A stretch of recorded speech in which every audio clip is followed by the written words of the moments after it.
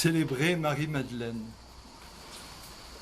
Célébrer Marie-Madeleine, ce matin, revient à célébrer notre propre chemin en Église. Marie-Madeleine, elle est un peu comme le prototype, l'exemple, la préfiguration de ce que nous avons à être les uns les autres. Qui cherches-tu? Si le Seigneur lui pose cette question, c'est que Marie-Madeleine est vraiment dans une quête. Elle qui était là, rappelez-vous, dans le ministère public de Jésus, à écouter les paroles de son Seigneur pendant que Marthe s'affairait à vouloir organiser la maison, elle écoutait les paroles. Oui, il faut organiser la maison. Il faut organiser la maison de son couple, la maison de sa famille, la maison de sa société, la maison du monde. Mais pour organiser cette maison, encore faut-il être à l'écoute de la parole.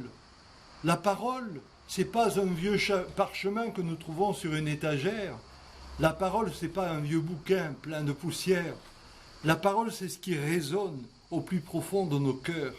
Cette parole qui nous appelle, qui nous pose la question, depuis ta naissance jusqu'à ta mort, que cherches-tu?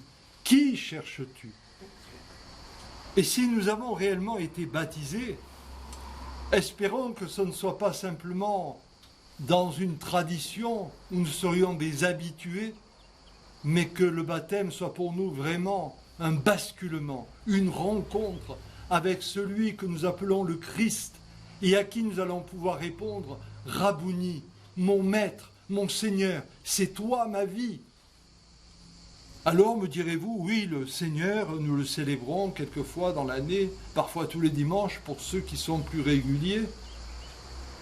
Mais ce Seigneur, où est-il? Nous ne le voyons pas. Nous sommes véritablement comme Marie-Madeleine, à pleurer devant le tombeau en disant « il a disparu ». Et le tombeau, c'est ce sentiment d'une absence qui fait que nous vivons parfois comme si nos vies étaient vidées de la présence. Au point que parfois on se dit, mais à quoi ça sert tout cela? Alors oui, on fait comme on peut, on essaye d'avoir une belle auto, une belle maison, une belle situation. Et puis les années passent. Et puis au final, on se dit, mais qu'est-ce que j'ai vécu? Pourquoi ai-je vécu? C'est cela, le tombeau, ce sentiment d'un vide. Et Marie-Madeleine, elle porte la grande question, où as-tu mis mon Seigneur? Où est mon Seigneur? Où est la parole? Et la parole, mes amis, elle surgit en chacune et en chacun de nous. Il y a un passage d'évangile où le Christ dit « Si vous ne me préférez pas à votre père, à votre mère, à votre fils, à votre fille, vous n'êtes pas digne de moi. » Cela veut dire « Je dois regarder l'autre, pas seulement comme celui qui m'appartient en tant que mon époux, mon épouse, mon enfant, mon ami, mais je dois le contempler comme celui qui, bien sûr, est mon époux, mon épouse, mon ami, mon parent, mais il est celui qui est habité. Et dans cette habitation, je dois aller le contempler, le rechercher. Ce qui fait que le monde est ce qu'il est, avec la crise écologique. Le monde est ce qu'il est avec la crise sociale que nous traversons. Le monde est ce qu'il est avec les guerres.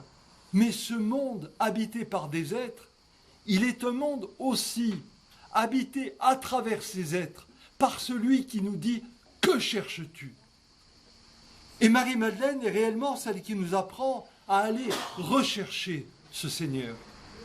Courir au tombeau, c'est courir vers l'autre et lui dire « Ephata, ouvre-toi, ouvre-toi et ouvre-moi, ouvrons-nous les uns les autres ».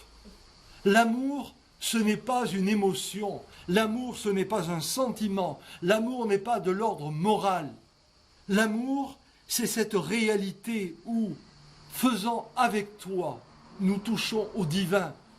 Parce que lorsque nous nous aimons, nous nous décentrons, nous sentons que nous sommes étirés de nous-mêmes pour aller regarder au-delà. J'ai une conviction sur le monde, j'ai une pensée, j'ai des a priori. Il faut que je chasse tout cela pour que je réapprenne à vivre autrement.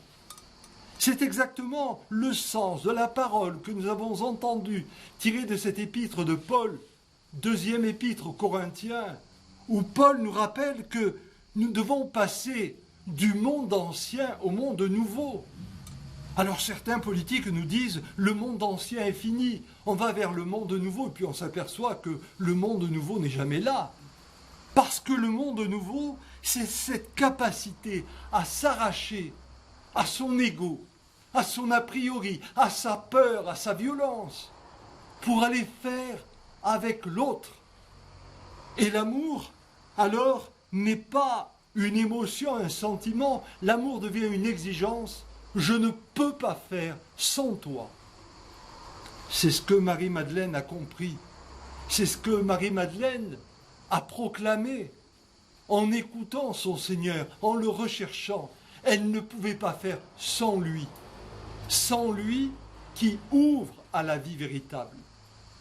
Alors on peut entendre cette parole, ne me retiens pas, ne me retiens pas, je ne t'appartiens pas. Le Christ ne nous appartient pas. Le Christ est à l'universel.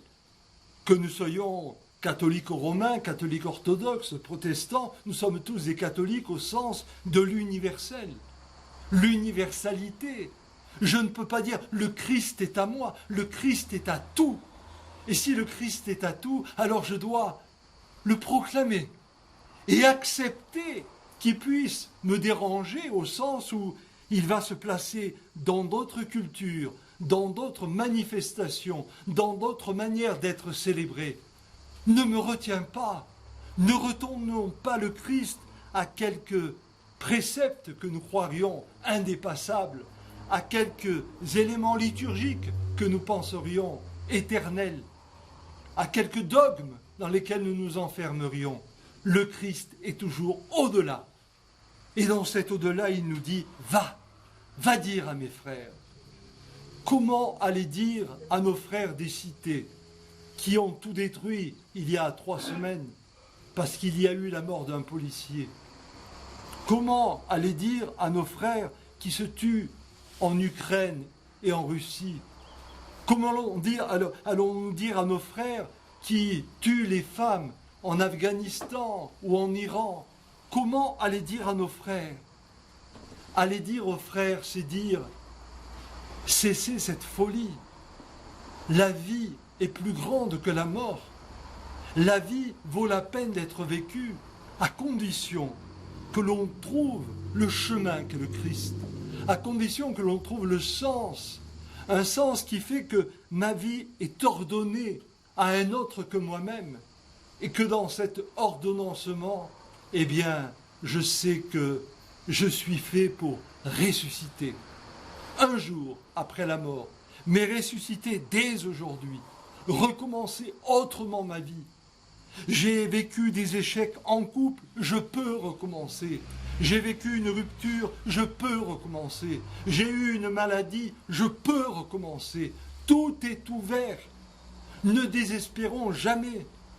Et le message de Marie-Madeleine est bien celui-là lorsqu'elle dit « Rabouni ». Parce que disant « Rabouni », elle se retourne. Et le retournement, nous le savons, c'est un mot grec. La métanoïa, le retournement, la conversion, se convertir, c'est se retourner et dire « Seigneur, je te reconnais enfin ». Marie, apprends-nous à vivre ainsi. Ne soyons pas des rabougris dans la foi. Ne soyons pas des poussiéreux, mais soyons réellement des êtres passionnés, comme tu l'as été. Et quand bien même tu as fini tes jours pendant 30 ans à la Sainte-Baume en t'enfermant pour prier, tu as prié pour cette création, pour ce monde, comme ont prié par la suite tous les moines et les moniales de tous les ordres religieux, priant pour que le monde aille vers un autrement. Mais cette prière doit s'accompagner de notre présence au monde. Ainsi, Marie, apprends-nous à devenir témoins de la résurrection, comme tu le fus. Alors réellement, notre foi aura du sens et nous pourrons dire Maranatha, viens, Seigneur Jésus.